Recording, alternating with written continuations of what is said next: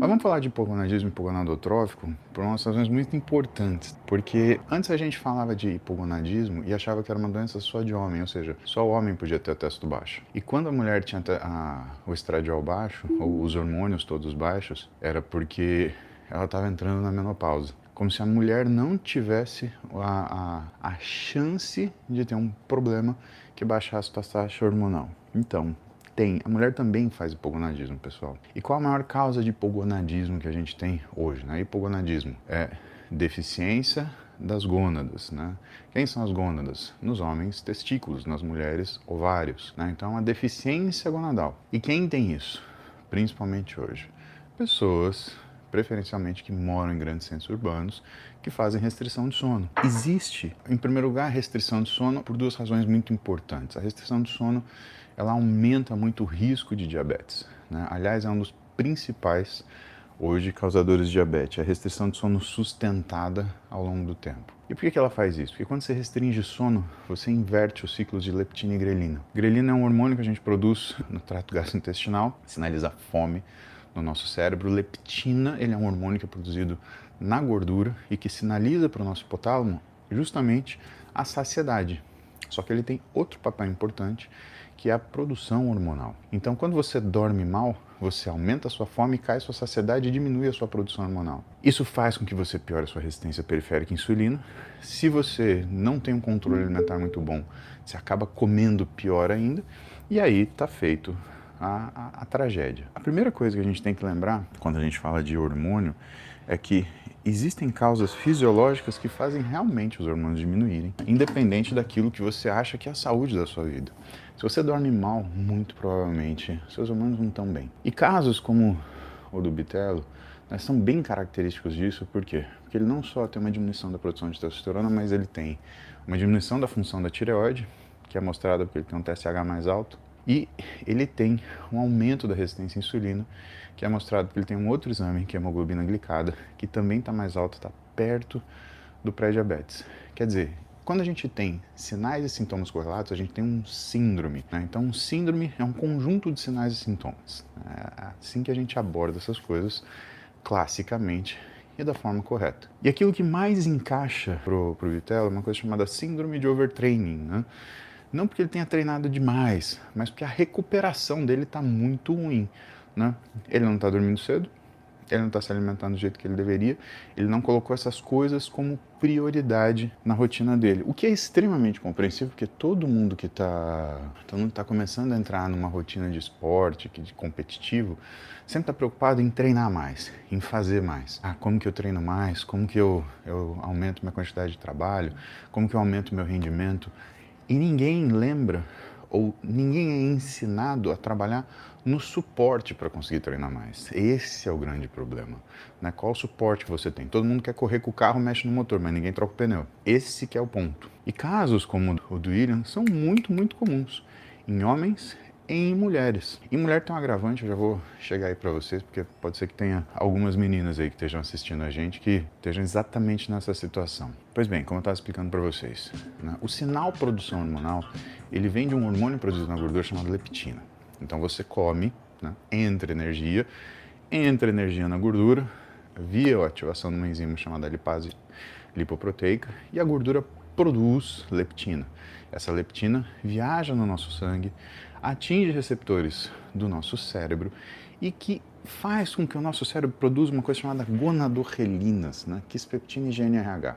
Esses são dois hormônios cerebrais que vão agir na hipófise ali embaixo, e a hipófise vai produzir LH e FSH. LH e FSH no testículo vão fazer a gente produzir testosterona. No ovário vão fazer a gente produzir estradiol. Os mecanismos de produção, eles são, simplificando homem e mulher, por quê? Porque no ovário, né, numa área chamada teca, a mulher ela produz testosterona, que numa outra região chamada glomerulosa vai ser transformada em estradiol por ação do FSH e da aromatase. Quer dizer, essas etapas que eu estou falando para vocês, eu estou tentando ser um pouco mais objetivo, porque se a gente começar a falar dos detalhes, é muito provável que vocês vão se confundir e vocês vão perder o que é o rumo do que é essa conversa nossa. Porque o mais importante é definir como que a gente tem hipogonadismo e como a gente trata hipogonadismo? Existem uma série de hipogonadismos. Existem hipogonadismos, por exemplo, que são causados por obesidade, né? No homem, a síndrome MOSH, na mulher, a síndrome FOSH, né? Que existe uma resistência à insulina causada pela obesidade, e como a insulina ela é um hormônio que age num receptor muito parecido com esse da leptina que eu falei para vocês, gera uma resistência à leptina também. E se gera uma resistência à leptina, a gente não produz hormônio.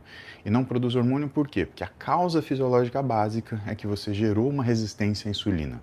E como a insulina é muito parecida com a leptina, existe uma resistência à leptina associada. Por que isso?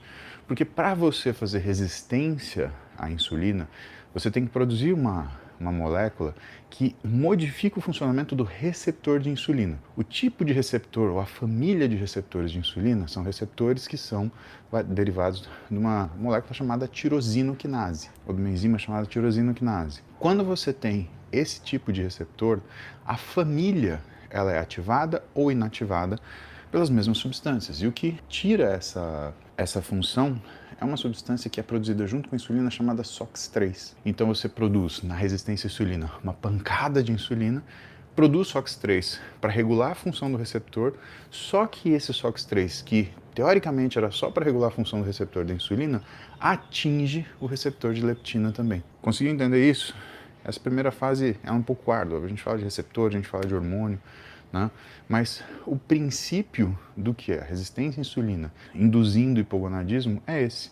É você ter uma biologia que ataca um tipo de função de um tipo de hormônio, mas que resvala em outro hormônio porque eles têm estruturas correlatas. Bom, beleza. Tem o hipogonadismo hipergonadotrófico, né? Esse sim, esse é o hipogonadismo que você vai tratar com hormônio. No caso da mulher, isso tem nome, chama menopausa, cujo diagnóstico não é hormonal, ele é clínico.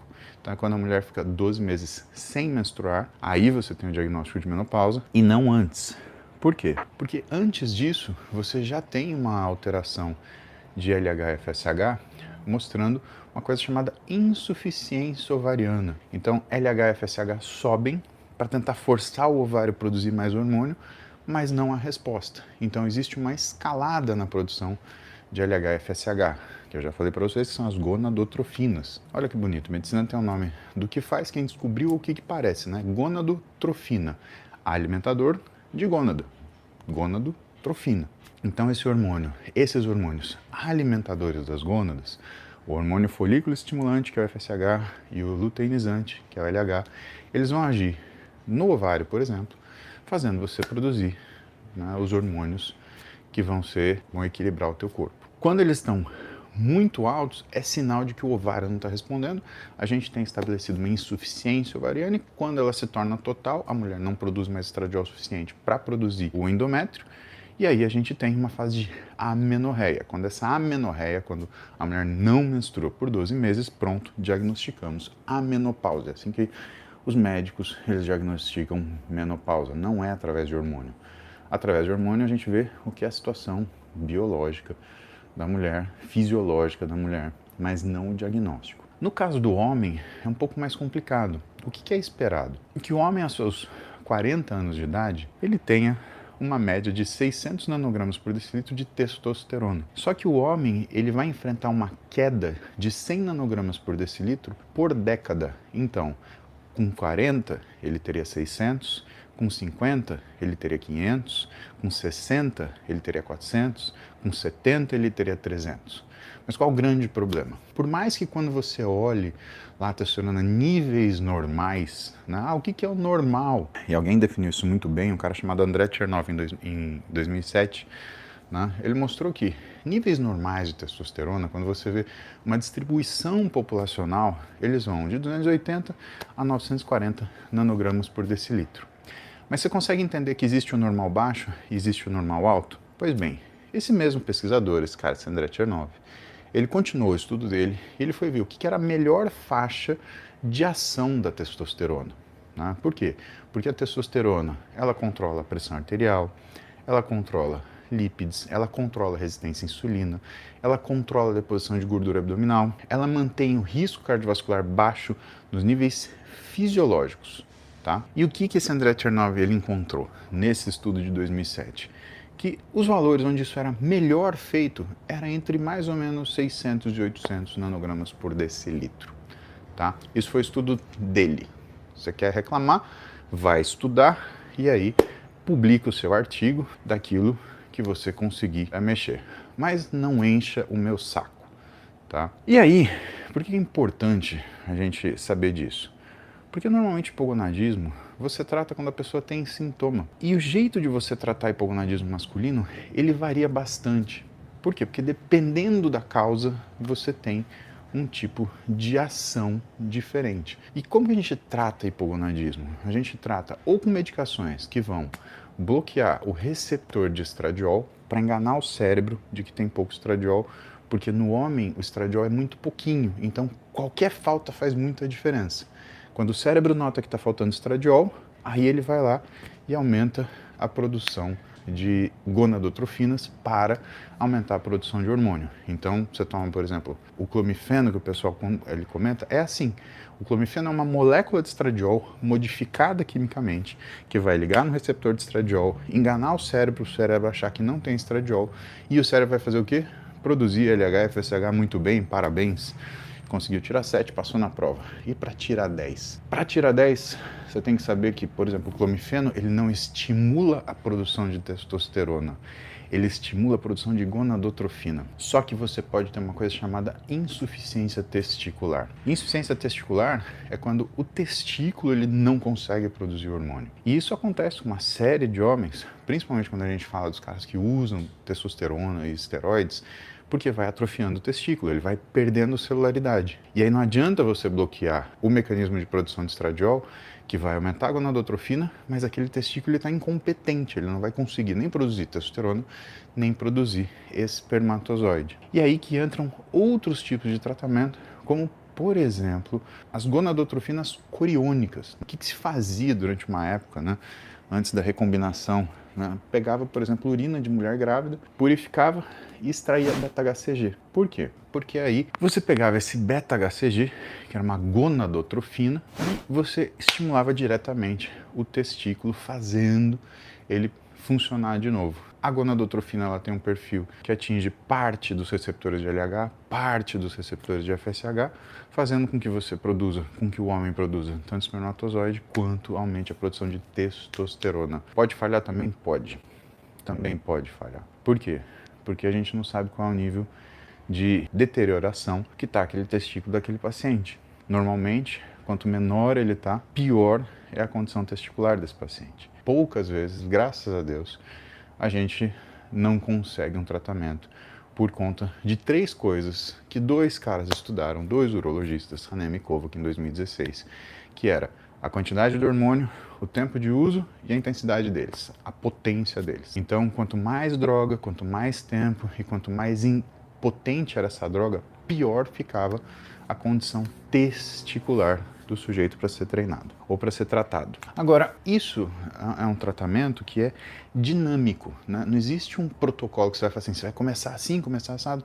Hanem e Kovac, eles tentaram fazer um protocolo, né, para tratamento de homens pós-uso de esteroide. É muito bem feito, é a base do que a gente faz hoje. Só que o grande problema é que doença não lê livro para saber como tem que se comportar. E você começa um tratamento e nem sempre aquilo dá certo. Pensa o seguinte, nem sempre que você toma um remédio para tratar uma dor de cabeça, tua dor de cabeça passa 100%. Você tem uma gripe, você está com o nariz entupido, você está com mal-estar, você está com febre, você está com dor de cabeça, você toma um comprimido, melhora a febre, melhora o mal-estar, mas você continua com o nariz entupido. Consegue entender isso? Quando a gente trabalha com o sistema biológico, pessoal, é assim que funciona. As coisas elas não funcionam de uma forma perfeita, porque a gente lida com milhares de variáveis e que nem sempre a gente tenha uma clareza. Talvez tenha coisa que a gente ainda nem conheça e que existe nesse meio e que interfere na forma de tratamento. Portanto, você tem que ter maleabilidade para entender o que está faltando para poder fazer esse tratamento, conduzir esse tratamento, e que é muito difícil, né? Porque quando a gente é médico, a gente tem que carimbar embaixo, assinar e ser responsável. Palpite na internet, qualquer batoré dá, né? O que precisa? Precisa ter internet e dedo, né? É super fácil. Agora, na hora de escrever embaixo o nominho, na hora de ser responsável por alguma coisa, aí esse bando de princesa vira tudo abóbora e some, né? Facinho. Inclusive, lembrar que esse bando de gente que fala bobagem do Bitelo, depois vai encontrar ele na feira, vai pedir fotinho, né? Um batoré. Dá vontade de marcar o nome dos cabaços e aí ver quando eles estão lá na fila para tirar foto e falar, ó o que esse daqui falou de você. Aconteceu com um moleque com o Correia. Ele falou várias do Correia e depois foi lá tirar foto. Eu queria não sei o que, uma baita cara de chuchu. Então, como diria minha mãe, jacaré, só lagoa de secar, jacaré. Só calma. Agora, vocês também, quando vocês veem essa gente babaca se comportando de forma babaca, vai lá, dá umas podadas, dá uns tapa na cara, fala, ô, o que você tá falando aí? Porque, porra, senão fica essa merda de rede que, sabe, só tem babaca comentando, coisa idiota, e gente lá olhando, ai, será que é isso? Pelo amor de Deus. Vamos voltar. Eu tô puto com isso. Hipogonadismo tem tratamento? É óbvio que tem tratamento. E não só medicamentoso. Então, o que a gente faz quando a gente atende um paciente que tem um hipogonadismo ligado à prática esportiva? A gente não começa com medicação. Por que a gente não começa com medicação? Porque se você já começar de cara com medicação, olha, não estou falando nem de hormônio. Estou falando, por exemplo, clomifeno, beta-HCG, né, anastrozol, né, que é um bloqueador, que é um inibidor de enzima conversora. Então, não estou falando nem de testosterona, porque assim, caras com a idade do Bitelo, você não pensa em dar testosterona. A menos que ele tenha sofrido doença por radiação, que ele tenha sofrido uma cirurgia de tirar do testículo. É nessas condições que você vai testosterona para dar para um cara que tem 20 anos. Se o cara tem 20 anos, você vai fazer aquilo voltar a funcionar, que é a primeira coisa que você faz. A primeira coisa que você faz é confirmar o diagnóstico. Antes de mais nada. Por quê? Porque a gente pode ter, né, não só variações de laboratório, mas a gente pode ter variações na nossa vida. Pode ser que aqueles exames tenham dado errado. Então a gente sempre, pessoal, isso é muito sério. O laboratório não é a prova de falha. Então sempre confirma o diagnóstico, tá? No caso do Bitelo, por exemplo, ele tem sintoma, ele estava cansado, estava indisposto, estava com dificuldade de ter vontade para treinar, estava compensando com um monte de pré-treino, o que piora o hipogonadismo, né? Se você enche a cara de estimulante, você piora ainda mais o perfil de produção hormonal, porque você coloca o teu corpo numa situação de desgaste ainda maior. Então, assim, aquilo que a gente precisa fazer é, primeiro, confirmar o diagnóstico, que é o que eu falei para vocês. Segundo, é acertar o que são os ajustes de vida. É aquilo que eu falei para vocês. Você quer ser um atleta, não adianta você ir para academia e treinar e tentar fazer o máximo possível. É fazer o máximo possível nas melhores condições possíveis. Você não vai pegar um carro com 1000 cavalos e correr com ele numa pista com o pneu careca. Você vai bater o carro ou, na melhor das hipóteses, você não vai extrair todo o potencial que o carro tem para te entregar. Então, confirmado o diagnóstico, a gente tem que arrumar. O que é o maior problema do Bitelo, que deve ser o maior problema de muita gente? Não dorme direito, fica à noite no videogame, fica à noite na tela do celular, tem que acordar cedo, aí trabalha o dia inteiro. Só que aí tem que sair, não se programa, não tem logística, não tem o que comer, não leva comida para os lugares que vai, não se preocupe em chegar e falar, olha, preciso fazer uma refeição daqui 3 horas, né, o que tem perto, não tem uma equipe de apoio para ajudar, alguém que consiga resolver isso daí. Então, sabe, pessoal, você sai da sua casa com a sua carteira no bolso, você devia sair com a sua marmita na bolsa, porque você já tem a sua comida para comer lá, principalmente se é um cara de 150 quilos, porra.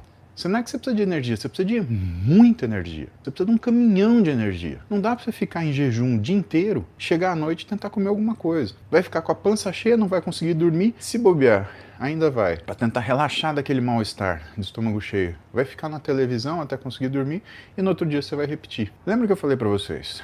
A falta de energia, a falta de alimentação, vai tirar a quantidade de leptina que você precisa para produzir hormônio. A falta de sono vai produzir grelina, diminuir a produção de leptina, aumentar a resistência à insulina e piorar muito a sua produção de hormônio e ainda colocar você numa situação de aumento do risco de diabetes. E aí vem o pulo do gato. O pulo do gato é o seguinte: por que você não entra com hormônio de cara? Primeiro porque aí você vai travar toda a produção dessa pessoa definitivamente. Segundo, por quê? Porque o hormônio ele piora a resistência à insulina. A gente chama esse mecanismo no organismo humano de feed forward, né?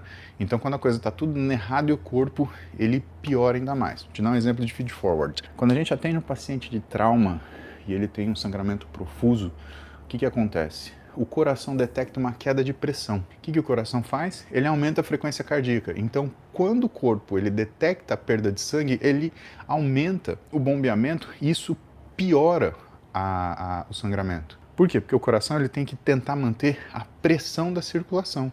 Só que isso vai fazer cada vez mais sangue jorrar para fora do indivíduo. Por isso que quando vocês veem filme que a pessoa tem uma ferida grande, aperta, aperta. Por quê? O que você está tentando fazer ali na emergência? Você está tentando diminuir o que é essa perda sanguínea para fazer uma manutenção de pressão. Então você não está querendo tratar, você só está querendo ganhar tempo.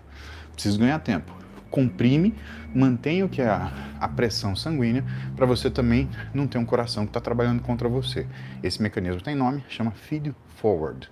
Tá? Quando você coloca a testosterona num físico que está em uma situação de sobreestresse, ele está completamente detonado, o que você está fazendo? Você está pegando um motor sem óleo, que estava a 5.000 giros e está fazendo ele girar 9.000. Você vai acelerar a resistência à insulina, você vai aumentar o que é o risco de problema cardiovascular, você vai piorar seus lípides, seu colesterol, seu triglicérides, você vai piorar absolutamente tudo. E aí você não está tratando a pessoa, você está só mudando o número do exame.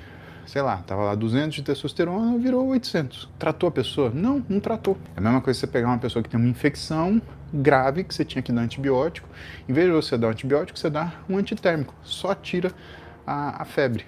Aí sim, né? O que você está fazendo? Nada, você só está tirando o sinal de que tem alguma coisa errada. Então a gente tem que devolver essa pessoa para condições normais. Então, confirmado o problema, a gente altera. Qual é o problema? O problema é o estilo de vida. O problema é que a pessoa tem que dormir cedo, o problema é que a pessoa tem que se alimentar corretamente ao longo do dia. E isso melhora no primeiro dia? Essa é a parte difícil. Não. Isso demora 20 dias, 40 dias para melhorar. Então a gente tem que mudar todo o estilo de vida, tem que entrar numa dieta, tem que começar a se policiar para dormir o quanto precisa e dali 40 dias a gente refaz exames para ver como é que tá. Eu gosto de fazer antes, eu gosto de fazer com 3 semanas e depois 6 semanas, né? Porque aí a gente vê e acompanha esse crescimento gradual. Ah, mas e aí, eu nunca vou poder ficar de madrugada? Não, não vai. Se você é atleta, não vai. Ou você é atleta, ou você é um Zé Barnabé que gosta de treinar e dá palpite na internet. As duas coisas não dá para ser. Se você vai ser um atleta, você tem que entender que sono é sagrado, alimentação é sagrado e que a sua profissão é essa, não é treinar. Você treina porque você gosta, você treina porque você tem talento, você treina porque você tem técnica, você treina porque você tem aptidão, você treina porque você tem tudo isso junto. Mas o seu trabalho é dormir e comer. Você recebe dinheiro para você poder dormir e comer. Você recebe dinheiro para você não precisar treinar e trabalhar por cima disso. Isso que é ser um atleta. Então, quando a gente vê essa galera que queria ser atleta, a primeira coisa que você tem que fazer é organizar a sua vida. E é a falta de organização da sua vida que às vezes falta para você conseguir chegar no físico que você gostaria. Porque não dá para você trabalhar uma coisa que está sob estresse intenso o tempo inteiro. Então, hipogonadismos funcionais, como aconteceu com o Bitelo, o que a gente faz? Primeiro passo, repetir exame. Segundo passo, ajustar o que são os hábitos de vida. Terceiro passo, reavaliar depois de 3 semanas, depois de 6 semanas. É assim que funciona. Não é dando remédio de cara. E é muito mais difícil tratar assim. É óbvio que é muito mais difícil de tratar assim, porque o paciente na sua frente, ele quer ver o resultado do exame. Ele não sabe se ele pode se sentir bem. As pessoas, elas não aprenderam a se sentir bem, porque elas também não perceberam que elas estão se sentindo mal. Você pega uma pessoa que fica muito tempo sem dormir e sem comer direito, ela está se sentindo péssima. Só que como isso foi acontecendo muito devagar, ela não percebe a diferença, porque aquilo foi dominando o que é a condição do dia dela. Então, com o tempo, quando essa pessoa ela muda essas atitudes, o que ela percebe efetivamente? Ela percebe que ela consegue treinar mais, ela percebe que ela tem mais clareza de pensamento, ela percebe que ela tem mais disposição, ela percebe que ela consegue resolver mais problemas, ela percebe inclusive que ela está mais inteligente, que ela tem uma memória melhor, ela percebe que o humor dela está melhor, ela percebe que a vida dela está melhor, porque as coisas estão mais fáceis. E não é que a vida está mais fácil, é que ela está melhor. O problema é lidar com coisas cujo referencial somos nós. Sempre que você lida com uma coisa que o referencial é você tem um grande problema, que é o viés do posicionamento. Eu não consigo, por exemplo, me operar de apendicite. Talvez ninguém consiga. Tem um cara que conseguiu no Polo Norte. Então, normalmente, a gente não consegue notar que as coisas estão ruins. Tem determinadas coisas para nós que alguém tem que falar pra gente. Por quê? Porque a gente se acostuma e não percebe. Por isso que quando alguém fala pra você, cara, vai no médico, isso daí não tá legal. Aceita esse conselho e vai tratar. Isso às vezes é uma das melhores coisas que alguém pode falar pra você. Né? Por mais que isso aí ruim, né? Porque você fala, pá, não quero estar doente, eu não quero ter que ir no médico. Eu quero fazer o que eu preciso fazer, eu quero trabalhar, eu quero treinar, eu quero assistir filme à noite porque eu tenho dificuldade de dormir, ou então porque eu tenho alguma ausência de recompensa que eu compenso com um joguinho bobo, ou então um filme para me distrair. Tem N razões para isso.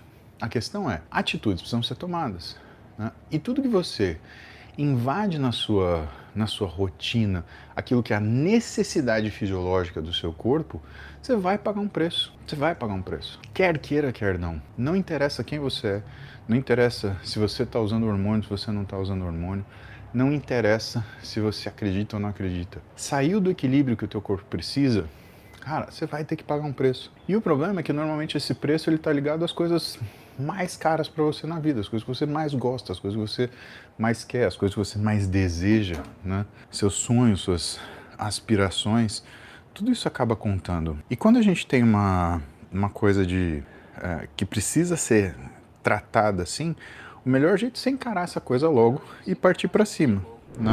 Lembrem assim, né? Se for conveniente para vocês, aperta o botão de seguir aí. Eu tenho recebido algumas mensagens, não são muitas, de que precisou seguir mais de uma vez porque a plataforma derrubou. Eu recebi isso do Instagram e do YouTube. Pelo sim, pelo não, aperta o seguir aí. Garante que você vai estar comigo aqui todo dia, de manhã, às 7 da manhã. Estamos aqui fazendo cardio, trocando ideia para deixar o dia melhor. Combinado?